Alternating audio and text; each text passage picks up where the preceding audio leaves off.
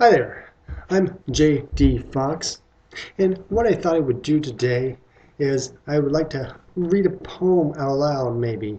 It was one I read last night at the Aldrich Library during the Poet Slam hosted by our very own Jeff Hewitt, Vermont's very own Jeff Hewitt.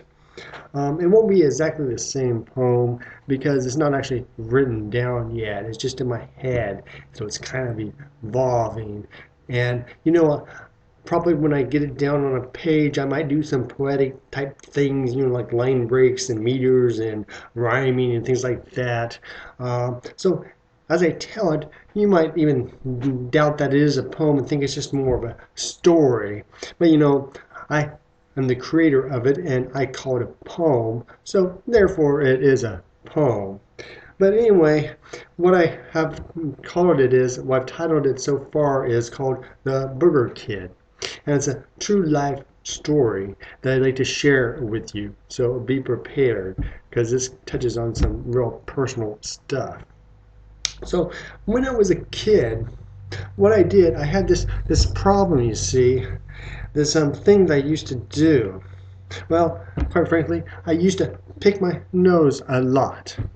And I don't mean just some minor hit and miss pecking. I mean some serious excavation, digging for gold, pushing my finger all the way in, looking for something type of picking. Well, of course my parents didn't approve of that, didn't like that one bit.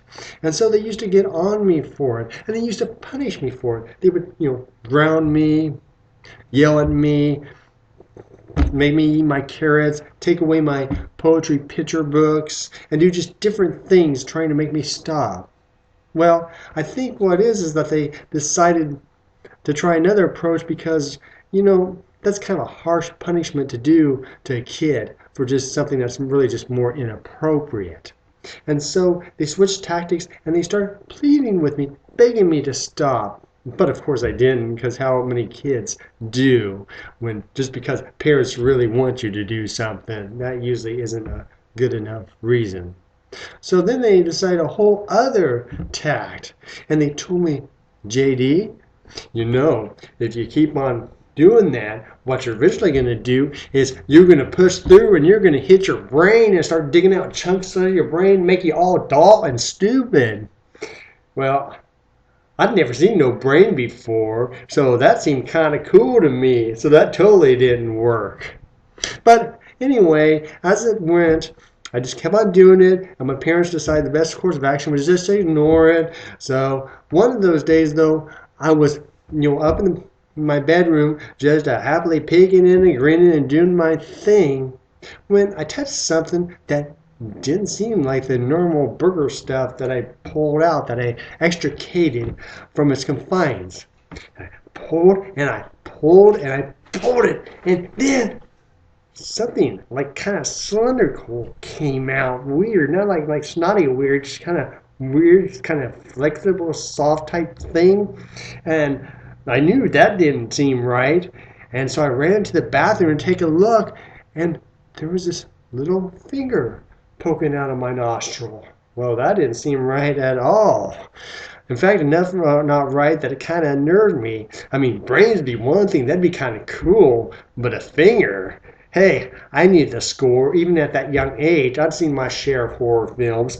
I knew what happened when creatures started coming out of your body parts. That just isn't really a good thing to have happen.